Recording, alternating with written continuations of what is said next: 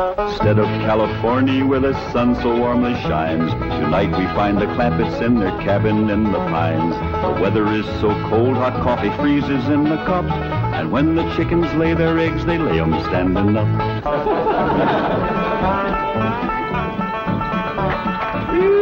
Doggy's gonna be a cold one tonight. Somebody better get ready to pry that sun up in the morning to get it started. Yeah, sure will be glad to get back to that nice warm mansion in Beverly Hills. It ain't no fun sleeping on this cold, hard floor. That's a fact. You think that's bad? You ought to try sharing a room with that wild daughter of yourn. Well, leastways, you got a bed. That ain't a bed.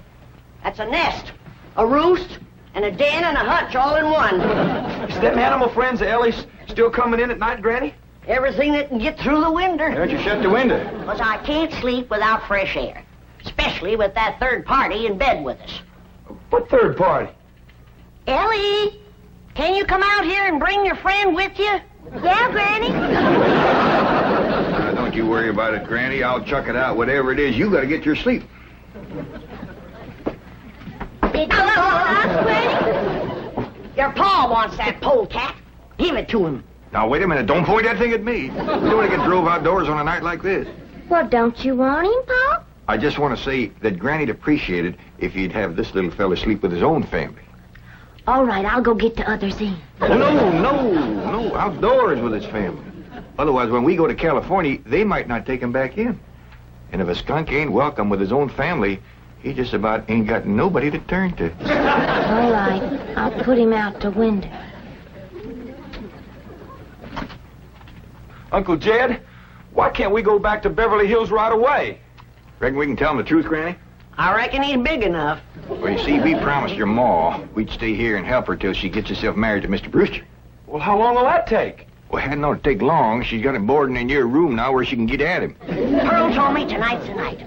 She's gonna feed him into a stupor, then set him in the parlor and sing to him until he proposes. That's a powerful combination. Pearl's cooking and singing. Yeah. If he can get got, Pearl will get him. Ain't that a precious picture? Niagara Falls, where the honeymooners go. Understand they're having special winter rates there now. I think I'd better turn in. I've got to get up awfully early. No. You sit down and relax. Jethrine and me's got a special surprise for you. It isn't food, is it? Food for the soul and the spirit. Music. What would you like to hear? Oh, anything you'd like to sing. Well, I'll just pick out something at random. Let's try this, Jethrine.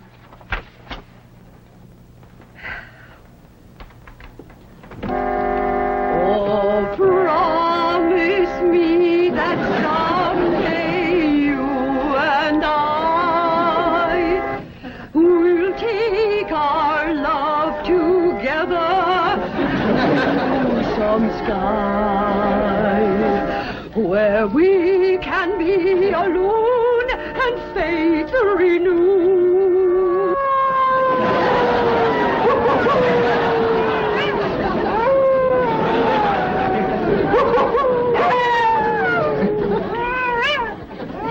Uncle Jed. Uncle Jed. What's got them wolves so stirred up tonight? Oh, but something sure is setting them off. Blink, yes, sleep a wink. Go to the right, Granny. Go to the left, Granny. Move. Them wolves keeping you awake too, Granny? He sure is. Howling goes right through you.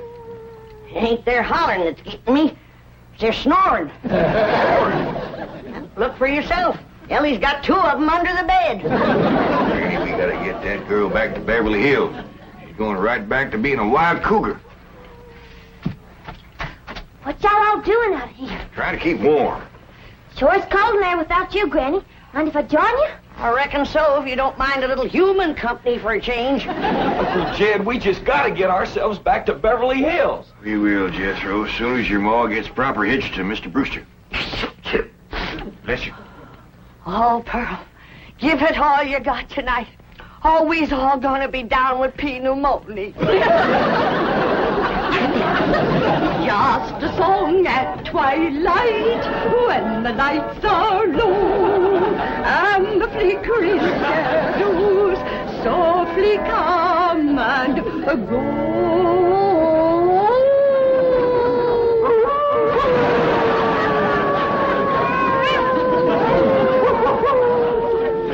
Home joy divine, home joy so pure, love ever faithful and love ever sure. That was a wonderful concert. You both are unusually talented. Thank you. Yes, indeed. That means a lot coming from you. Naturally, folks around here brag on us. In fact, they think we ought to go on a concert tour. Oh, really? Oh, yes. My neighbors is always after me to sing out of town. Well, I can understand that. Mr. Brewster, do you really like music and singing? Well, I used to. I used to sing a lot myself in college musicals, amateur theatricals. Was you on the stage, Mr. Brewster? Oh, yes. After college, I did quite a bit of little theater work, summer stock. Matter of fact, there was a time when I seriously considered the stage as my career. Ma, Mr. Brewster's an actor. Well, not any longer. My father had other ideas. He insisted I get into the oil business. Mr. Brewster, did you ever do anything from the Bard of Avon? That's Shakespeare. Oh, I just love him. Well, as a matter of fact, I once played the lead in Romeo and Juliet. Which one was you? I was Romeo.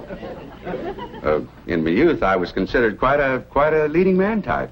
And there were those who thought I had rather a handsome profile. Well, you still got it. And I'll bet you can act to beat the band. Oh, come on. Take off a part for us. Something from Shakespeare. Sit down, Jethrine. Well, I doubt if I can remember anything. Oh, please, Mr. Brewster. Well, perhaps I can recall something from the balcony scene. Let's see now. How does it go? But soft, what light through yonder window breaks? It is the east, and Juliet is the sun. Arise, fair sun, and kill the envious moon, who is already sick and pale with grief that thou, her maid, art far more fair than she. Go to bed, Jethrine. I think I'll turn in. Please, do some more of them love speeches from Shakespeare. Well, my throat is a little sore. I think I'd better gargle a little warm salt water and go to bed. Well, I can take care of you. That's another one of my specialties. Nursing the sick. Well, it might be the flu bug, and you wouldn't want to catch it. Good night. If his flu bug is as hard to catch as he is, I got nothing to worry about. Jed, have you ever known it to be so cold? Never have, Jethro. This ain't cold. Your blood is thinned out from living in California. You say this ain't cold, Granny? Look who else is huddled up to the fire. Elly and her wolves.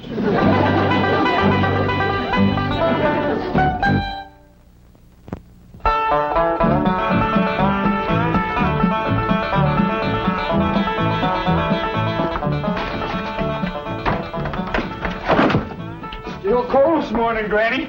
Cold? You call this cold? Why, I remember a winter morning that was so cold that when I went to milk the cow, the milk froze before it hit the pail. I had to break it off in sticks. Yes, sir. I carried a double armful of milk in and never spilt a stick. Gee, Granny, how'd you drink it? Bite on it? Nope.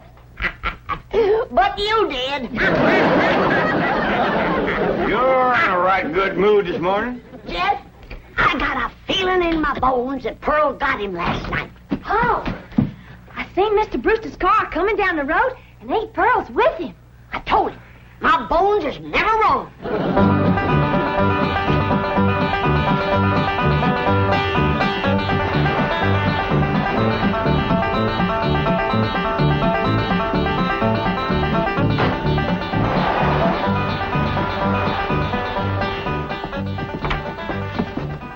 When's the wedding, Hi, Pearl? Ma. Be married in church? Yeah, let's see your ring, Pearl. You want me to carry Mr. Brewster over the threshold for you, Ma? You don't look too happy. She don't sound too happy neither. Oh, all women folk cry when they're about to get married. I didn't get him. Oh. Did you try your best, Pearl? Oh, Granny, I throwed the book at him. Cooking, sewing, singing. I even nursed him through the flu. Got him well in 5 minutes. But he didn't propose. Jed, you go out there and do your duty to your female cousin. Ask that city fella what he'd rather get, married or buried. Now, Granny, I don't hold with getting folks married unless it's willing.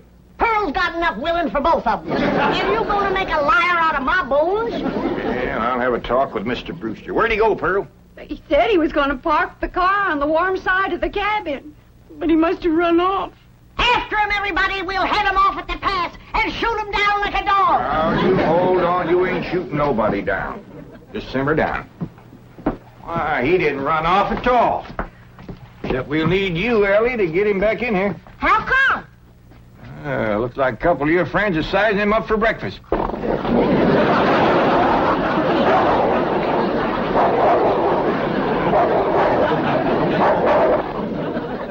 in all sincerity, Mr. Clampett, your cousin Pearl is a very remarkable woman. It's just that, well, I don't want to get married. Oh, I understand that, Mr. Brewster, and I thank you for speaking the truth like a man, but my cousin Pearl has got herself a problem. Oh, what's that? Well, ain't no secrets in the hills, and everybody's dog knows that you've been boarding with her over at her place, and they all know she's had her cap set for you. And, oh, I ain't blaming you, Mr. Brewster. Jed? Did he say yes? Can we come out now? Not yet a while, Granny. Well, if you're too chicken to shoot him, Elly's got her wolves standing by. Mr. Brewster, in order to save my cousin Pearl from shame, I'm going to ask you to do me a big favor. Anything I can do. I want you to propose to her in front of somebody. But, And let her turn you down, of course. oh, I see. Of course, yes, that'll save face. Pearl will know that she's supposed to turn me down. Oh, sure, we'll have an understanding with Pearl. Now, the one I think you ought to propose in front of is Elverna Bradshaw.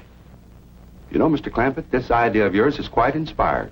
Oh, it's just a notion. You see, Elverna is the biggest gossip in the hills. No, really, it's brilliant. It combines drama, pathos, suspense. It has a happy ending. Great third-act curtain. It's real theater. Of course, you'll have to be convincing, so Elverna will... Convincing? Why, I'll give a performance that the people of these hills will remember as long as they live. Well, just so that... When Pearl Bodine turns down my impassioned proposal of marriage, there won't be a dry eye in the house. Elverna, don't cry easy. Oh, well, now, surely you're not going to waste this dramatic scene before just one person. Well, I reckon Elverna's daughter... I've got it. I've got it at the movie house where Pearl plays the piano. You want to propose there? Well, it's perfect. Everybody in town will see it. I want to kind of shame you to be turned down in front of all them people. Well, it's just a performance. I've learned one thing in the theater. An actor always gives a better performance in front of a full house. Well, doggies. That sure is nice of you. It's my pleasure, Mr. Clampett. Mrs. Bodine, Granny, come on in. Come on in, everybody. How about it, everybody? I reckon we better let Mr. Brewster tell you what's going to happen. Well, tonight at the movie house, Mrs. Bodine, while the whole town looks on, I'm going to ask you to marry me.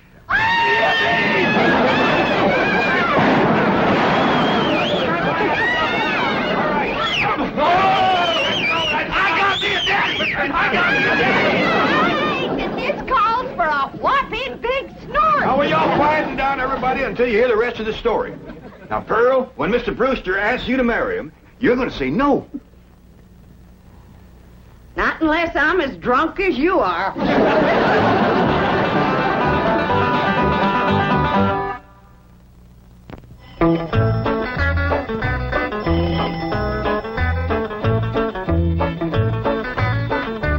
Howdy, Pearl.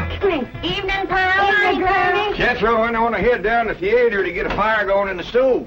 Where's Jethrine, Aunt Pearl? Why, she's in her room getting dressed. Go on in and see her. Granny, what happened to your mink coat? This is it. Tonight's kind of special, so I'm wearing the pretty side out. You sure got your pretty side out tonight, Pearl? Oh, I tell you, Jed, I'm as nervous as if I was going to get a real honest-to-goodness proposal. And it would be real if your cousin Jed would do his duty and hold a shotgun on that fella, Brewster. Now, ladies, let's settle for what we got. This way, Pearl can come to California without nobody saying she left town in disgrace. Good evening. Good evening. Ain't you dressed up? That boiled shirt makes your face look kind of dark. Well, as a matter of fact, I'm wearing a little theatrical makeup. Mrs. Bodine, how would you like some pancake on your face? How'd you like some sweet potato pie on yours? Fetch me some hot possum grease, Pearl, and I'll fling it on him. Now, ladies, you misunderstood me. Pancake is a type of makeup we use in the theater. An actor, like myself, would feel positively undressed without it. I thought you was oil man. Well, that's my business. But at heart, I shall always be an actor. Say now, speaking of acting, you two got it figured out what you want to say? Oh, yeah, we rehearsed 12 times. Mr. Brewster will be sitting on the front row. And when the picture's over, he'll jump up and he'll... Excuse me. I've been thinking about that. I believe it would be more effective if I made an entrance. Entrance? Yes, I'll come down the aisle. Oh, all right.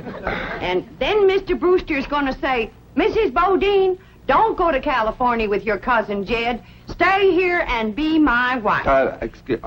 I've been thinking about that, too.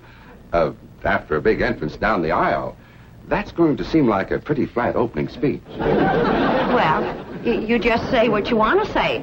All I got to say is, no, I won't marry you. If that's Homer Winch, I'm going to hit him right in the head.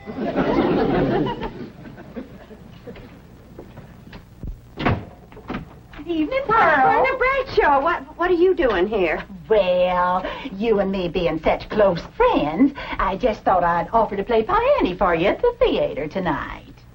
Why? Surely you're not going to show up and have folks whispering behind your back all during the picture. What in the world would they be whispering about? Pearl, I'm your best friend. You don't have to pretend with me. The whole town knows how you've been flinging yourself with that boarder of yours. For your information, Elverna Bradshaw, Mr. Brewster proposed to me 12 times today, and 12 times I turned him down. Is that why he give you this here mink coat? 'Cause you turned him down? This here mink coat was given to me by my niece, Elly May Clampett.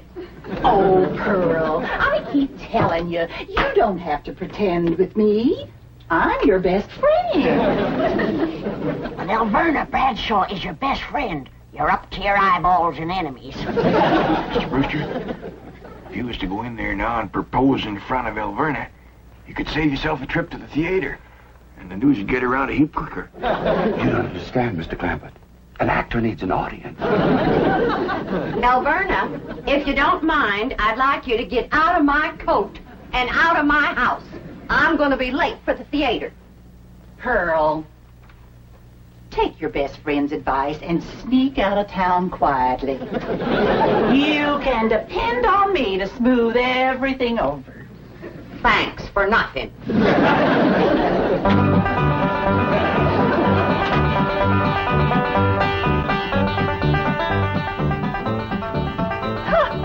Farewell performance is right. I reckon she'll sneak out of town in a hurry if she ain't already snuck. Now, mind you, Pearl's my best friend, and I ain't one to talk, but...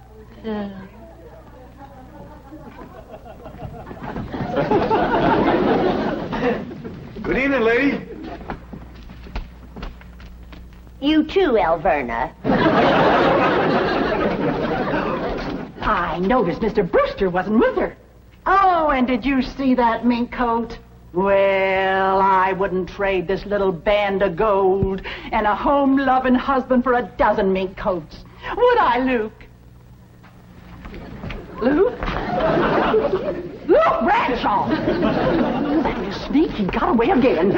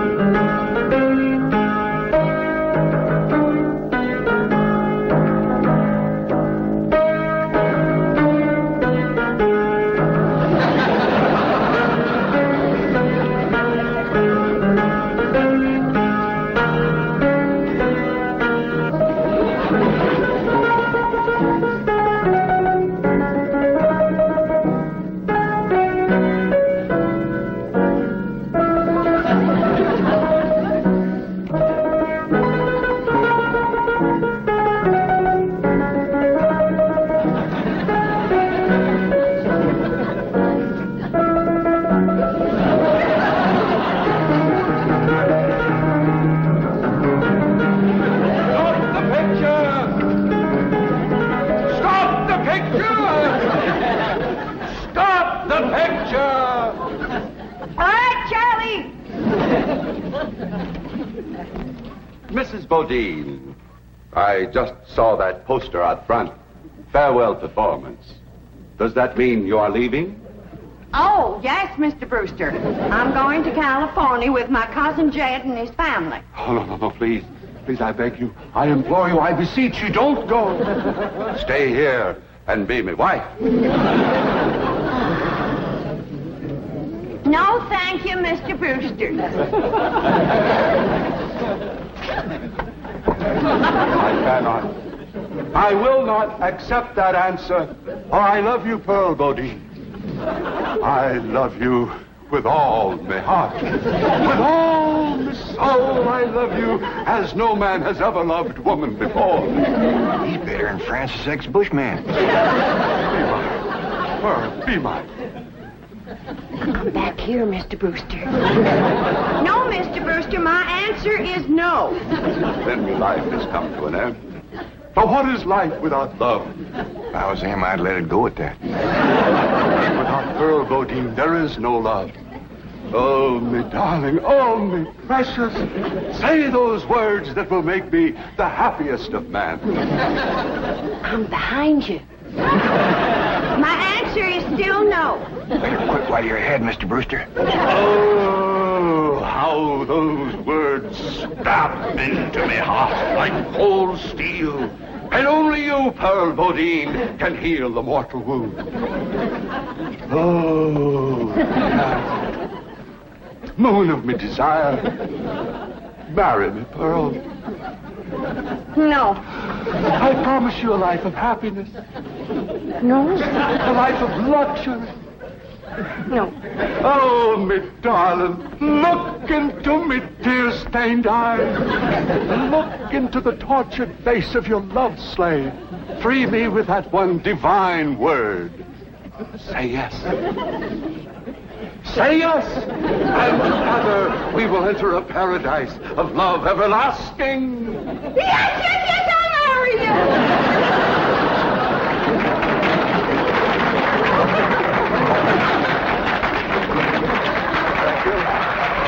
Thank you very much.